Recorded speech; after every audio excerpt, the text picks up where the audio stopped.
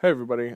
So I wanted to share with you something I fell on while working on the BIM execution plan or the BIM startup plan in Python, and something I wanted to do was get a project up, or a BIM360 hub created, or a BIM360 project created, and all within that code. And previously, what I've used to do things like that was Postman, and it's a really nice, pretty much like an interface that you can use for formatting and everything that you need to do to get, to make different requests, either post requests or get ones. There's a whole bunch of different ones, but I primarily use just post and get request. And in here, what I did was I tested creating a project, which worked um, really easy. And if we jump into this here, and then over to on the Forge API, there's a little bit about that kind of request, that API request, and there's a few things that you need to have. Such as this and the headers, and then down here the body structure for the headers and like the tokens that you need.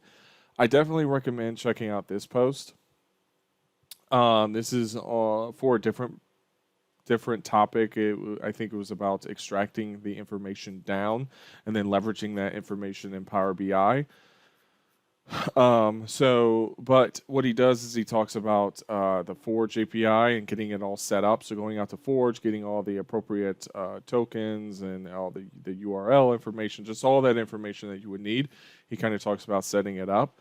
So as soon as you get all that set up and then get into Postman, which is what he mentions down here, you'll have all the mostly the setup that you need to you'll pretty much have Postman set up to where you can start to create projects.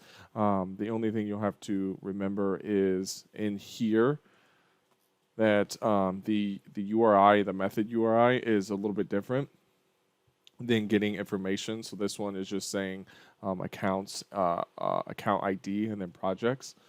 But if you look into Postman, you can see I did create a new function, but you can create them off of. So he does mention setting up an environment. So you can set up an environment, come in here, create a new post or a new request, and then you can start to mess with a different one. So you can come up here and change it from get to post, and then you'll have to check this here, this URL, and just make sure that it's formatted in the way that it looks like on the Forge API documentation. And you can again see that if we look here, that's what this is right here. So make sure all that's formatted correctly. And then what's really cool and super easy to get this information into Python is over here to the right, there is a code button. Click on that code button.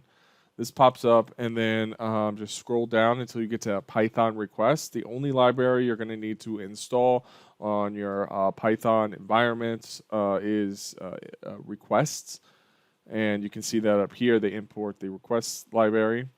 And from there, you can simply copy paste this information into your Python code. Something to keep in mind is the authentication portion of it. So here in the headers, so you can see headers equals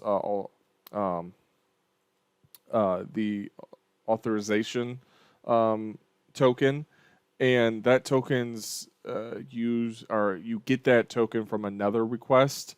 So in the Python code, you're just gonna have to merge the two to get that request. And or what you can do just to test it out and see if it works, in there, just get the token, which if I close this, just go, get the token, which is if I run this post here that says authenticate, if I run that, I can copy that token into this code here next to barrier. I can just paste it in there and then copy all this code into Python and run that, and it'll create a project for me. With that said, that token does expire, so you're going to have to do that every single time. So that's why it's worth jumping over to the post, the authenticate post, going into code and reviewing that code and seeing how you can get that authentication, that token out of it.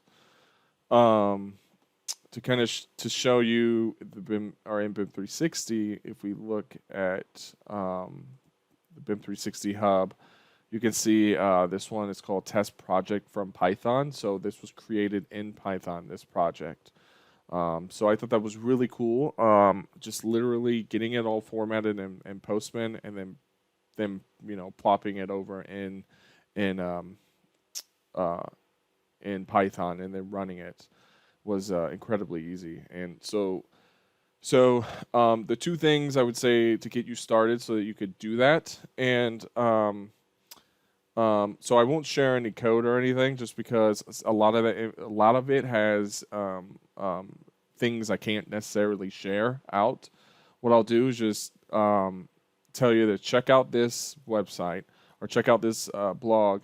Read through this, follow what he says here. It works perfectly. I've done this and it worked perfectly. This is kind of what got me up and going and using the Forge API. Take a look at this and then have open this Autodesk Forge documentation and just look at what you want to do. So if it's posting projects, just go to the post portion of in the API reference, and then this will tell you exactly how to format it. So it'll tell you all the different parameters, and then down here it'll tell you if it was successful. Down here it'll tell you the response. So what response you get, not here, but if we scroll down, you can see the request. That's what the request, and this is what they got as a response. If you get this as a response, it means that your project was successfully created.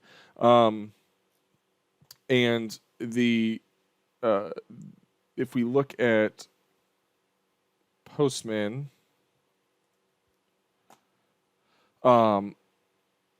what I did in Postman was I created a post, and I went in here and changed the parameters to match up with what was in the that Forge API documentation. You don't have to do all of them. You just have to do the ones that are required.